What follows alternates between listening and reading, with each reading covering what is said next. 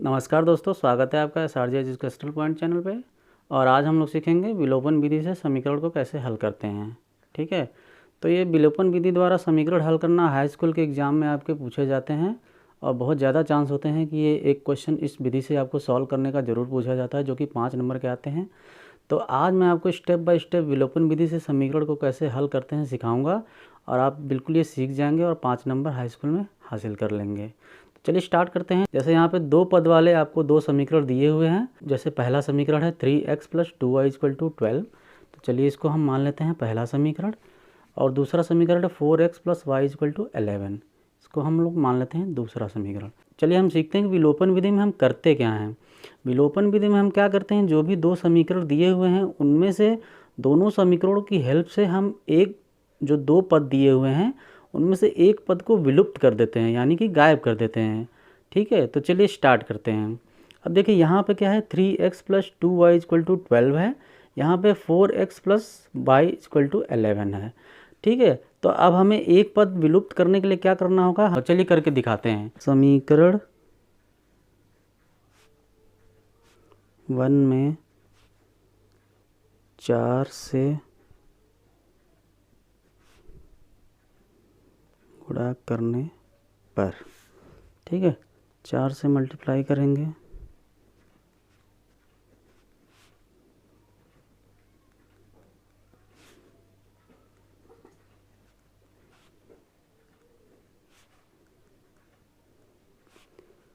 इसको हम बोलेंगे समीकरण 3। ठीक है, इसी तरह से हम लिखेंगे समीकरण 2 में 3 से गुणा करने पर।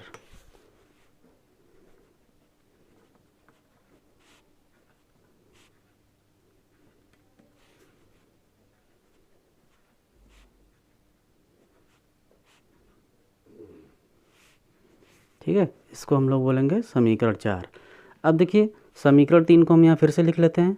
12x + 8y = 48। ठीक है, अब हम क्या करेंगे, अब हम यहाँ लिख देंगे समीकरण 4 में से समीकरण 3 घटाने पर। ठीक है, तो अब घटाएंगे तो क्या हो जाएगा, यहाँ पे माइनस साइन हो जाएगा, यहाँ पे माइनस साइन हो जाएगा, यहाँ पे माइनस साइन हो जाएगा। 12x से 12x कट जाएगा और यहाँ पे क्या होगा, 3 और 8 का डिफरेंस क्या हो जाएगा, 5y। और 8 का सिंबल बढ़ा तो यहाँ पे माइनस हो जाएगा। इसी तरीके से 48 और 33 का डिफरेंस क्या हो जाएगा आपका, 48 का सिंबल बढ़ा तो हो जाएगा -15। तो फिर y की वैल्यू क्या हो जाएगी, -15 / -5। माइनस से माइनस कट जाएगा, 5 से 15 कट जाएगा, 3। तो अब देखिए y की वैल्यू आ गई आपकी 3। इस तरह से आपने देखा होगा कि हमने 2 वेरिएबल में से x की वैल्यू को विलुप्त करके y की वैल्यू निकाल ली। अब चलिए इस y की हेल्प से हम किसी भी एक समीकरण में इस y की वैल्यू रख के x की वैल्यू निकाल सकते हैं। ठीक है, तो आगे लिखेंगे y की मान समीकरण 1 में रखने पर। ठीक है, समीकरण 1 हमारा क्या था, 3x + 2y = 12। ठीक है, अब यहाँ पे देखिए 3x + 2y की वैल्यू हमारी क्या थी, 3। तो हम यहाँ लिख देंगे 3 = 12। ये क्या हो जाएगा, 3x + 6 = 12। ठीक है, आगे इसको सिंप्लीफाई करेंगे तो हो जाएगा 3x = ये +6 को हम राइट साइड जब ले जाएंगे तो क्या हो जाएगा, -6 जी 6। यानी कि x = यहाँ पे 3 क्या था, मल्टीप्लिकेशन में था तो राइट साइड में डिवाइड में हो जाएगा, x की वैल्यू आ गई 2। ठीक है, इस तरह से हमने x की वैल्यू भी निकाल ली। इस तरह से हमारा x की वैल्यू आ गई 2 और y की वैल्यू आ गई 3। ठीक है, इस तरह से हमने विलोपन विधि से x और y की वैल्यू निकाल ली। ठीक है, अब आप चेक करना चाहते हैं कि हमारी x और y की वैल्यू सही आई कि नहीं आई है, तो हम इस x और y की वैल्यू को समीकरण 2 में रख के चेक कर सकते हैं। आप चेक करना चाहते हैं x और y की वैल्यू सही आई कि नहीं आई है, तो आप इस x और y की वैल्यू को समीकरण 2 में रख के चेक कर सकते हैं। हमारा समीकरण 2 क्या था?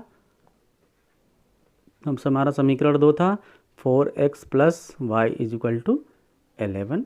तो आप रख सकते हैं 4x की वैल्यू आई 2 + 3 = 11, 8 + 3 = 11, 11 = 11। ठीक है, यानी कि हमारी वैल्यू सही आई हुई है x और y की। ये आपका प्रोसेस होता है दोस्तों विलोपन विधि से समीकरण सॉल्व करने का। ये आपके हाई स्कूल में 5 नंबर के आते हैं। आपका आंसर बस यहीं तक है। ये मैंने बस आपको वेरीफाई करने के लिए, क्रॉस चेक करने के लिए बताया है, ताकि अगर कोई गलती हुई हो तो आपको वहीं पे ऑन द स्पॉट पता चल जाएगा और आप एक बार अपना मेथड फिर से चेक कर सकें। ठीक है, तो आपका आंसर यही है x और y की वैल्यू। ठीक है, इस तरह से आप विलोपन विधि से समीकरण कैसे सॉल्व करते हैं आपने स्टेप बाय स्टेप सीखा। ठीक है, वीडियो पसंद आया तो लाइक कर लें, चैनल पर नए हो तो सब्सक्राइब कर लें। आपको मैथ में अगर कोई चीज़ समझनी है किसी टॉपिक पे तो आप मुझे कमेंट बॉक्स में कमेंट करके बता सकते हैं, मैं आपको एक्सप्लेन कर दूंगा दोस्तों। धन्यवाद दोस्तों।